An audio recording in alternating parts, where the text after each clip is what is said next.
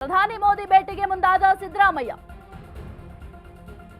ಕಬ್ಬಿನ ಬೆಂಬಲ ಬೆಲೆ ಹೆಚ್ಚಳ ಸೇರಿ ಹಲವು ಬೇಡಿಕೆಗಳಿದ್ದಾವೆ. ಬೆಳಗ್ಗೆ 11 ಗಂಟೆಗೆ ದೆಹಲಿಗೆ ಸಿದ್ದರಾಮಯ್ಯ ಪ್ರಯಾಣವನ್ನ ಬೆಳೆಸಲಿದ್ದಾರೆ.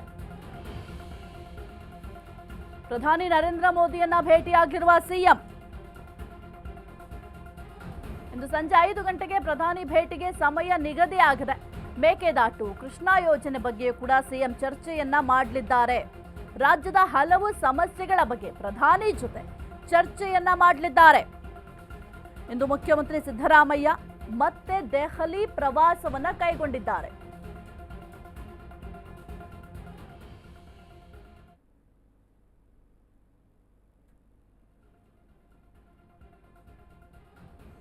ಇಂದು ಮುಖ್ಯಮಂತ್ರಿ ಸಿದ್ದರಾಮಯ್ಯ ಅವರು ಮತ್ತೆ ದೆಹಲಿ ಪ್ರವಾಸವನ್ನ ಕೈಗೊಂಡಿದ್ದಾರೆ. ಮುಖ್ಯವಾಗಿ ಗಮನಿಸಬಹುದು, ಒಂದ್ ಕಡೆ ಹೈಕಮಾಂಡ್ನ ಭೇಟಿ ಮಾಡಲಿಕ್ಕೆ ಹೋಗ್ತಾ ಇದ್ದಾರೆ. ಜೊತೆಗೆ ಅಂದ್ರೆ 2 ದಿನ ದೆಹಲಿಯಲ್ಲೇ ಇರುವ ಕಾರಣ ಮಂಗಳವಾರ ಹೈಕಮಾಂಡ್ ಜೊತೆ ಭೇಟಿಯನ್ನ ಮಾಡ್ತಾರೆ. ಒಂದು ಸಚಿವ ಸಂಪುಟ ಪುನರ್ರಚನೆಯ ವಿಚಾರಕ್ಕೆ ಸಂಬಂಧಪಟ್ಟಂತೆ ಮಾತುಕತೆಯನ್ನ ಮಾಡ್ತಾರೆ.